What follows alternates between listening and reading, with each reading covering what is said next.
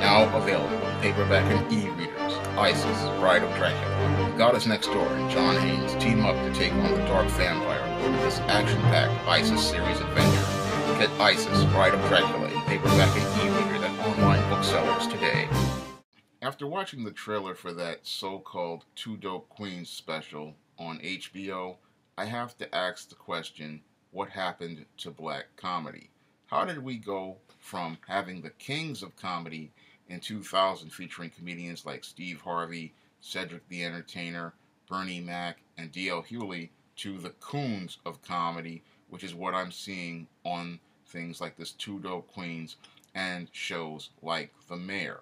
Because when I look at comedy today, especially black comedy, I'm not seeing anything that is remotely humorous or remotely entertaining.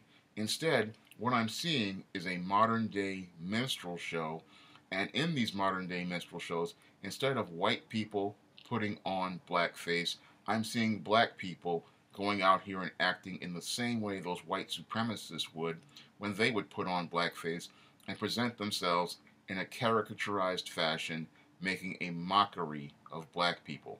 And that's not comedy as I see it. When I take a look at all the legendary comedians who have made black comedy unique, like your Rudy Ray Moores, your Red Foxes, your Bill Cosbys, your Richard Pryors, your Eddie Murphys, your Dave Chappelles, and many others, I say to myself, what happened to black comedy? What happened to making observations about black life and the black community and making it so that you're making fun of a situation and not making fun of the race? And that's what I'm seeing with these new modern day comedians. They're willing to make fun of the race, and they're willing to degrade the race in order to get a laugh from a white audience, and they don't see how that's degrading to black people, because that's not black comedy. That's being a minstrel. And a minstrel is somebody who is out here allowing themselves to be mocked and laughed at instead of us laughing with that person about a situation. When I look at these so-called two dope queens and I look at sitcoms like The Mayor, I see nothing more than modern day minstrels in the same way the Amos and Andy were minstrels back in the 1930s. And when I look at those shows, it just makes me shake my head, because here we are in the 21st century and we should be making serious strides towards crafting comedy that takes us to another level and has us laughing about situations in black life that are unique and make us take a look at the world from a different perspective. That's what great comedies like House Party used to do, and comedies like Boomerang used to make us do, and great comedy shows like The Cosby Show and Martin used to do. Those shows had us laughing at situations in black life and had us thinking about things regarding perspectives regarding black life. When I would watch a show like a Martin, it would really show us the brothers in the neighborhood and the situations in the neighborhood, and that's what made it a classic show. When I would watch The Cosby Show, you would watch those little slices of life that would make you think about life. Same thing with Bernie Mac. He would show you those slices of life regarding family that would make you think and then make you laugh at those situations. And then there were other black comedies that would make you really think about things like like A Smart Guy or A Sister Sister, or there would be other black comedies like when you would want to watch Dave Chappelle's show, he would make you laugh and think about different things. But again, they would always have you laughing about the situation and not laughing at the person. That's the whole thing regarding the mechanics of comedy, is that good comedians want you to laugh about that situation in life and relate to that situation in life. And bad comedians, they always have to go for the lowest common denominator. And when it comes down to these modern black comedians, it seems like they can't get out of the gutter, and that shows how little talent they have for writing comedy. Now, as a comedy writer myself, I know that you don't have to go into the gutter to get a cheap laugh. I know that in order for you to be able to write good comedy, it means you have to really dig deep. And what a lot of these modern comedians, they would rather be minstrels and go for the cheap laugh than dig deep and go for the belly laugh, or the laugh that will have people laughing for 30, 40, or even 50 years, like a great comedian would when they go out here and craft a really solid gag. And these comedians, again, they show how little talent they have because they don't know how to craft that joke that makes you think about a situation in life that everybody has gone through, or a scenario in life that everyone has experienced.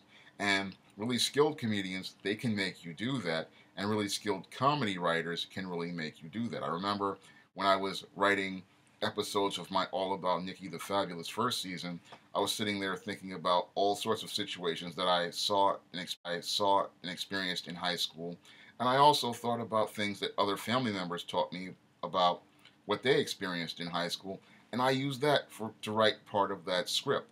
And when I write comedies, like when I was writing the Spinsterella novel, I would think about the comedy as related to being an introvert. So that whole book, Spinsterella, was really a comedy about introverts and how they socially interact, and the fears that they have, and how those fears lead to them behaving in certain ways. So that I was tapping into things that made you think about situations people got in, and not laughing at the person, but laughing at the situation. And the situation had to be something you could relate to as a person. And that's what really strong comedy does. It makes you relate to that situation on a human level. And as you're laughing at the situation and thinking about the situation, it makes you really put some perspective on things related to your life. And that's what really good comedy does. But I'm not seeing good comedy coming out of Black Hollywood these days, because when it comes down to Black Hollywood, they would rather give you buck dancing and bojangling from the 1930s rather than try to make an effort to give you good comedy that makes you really think about things and think about life, or laugh about those situations in life.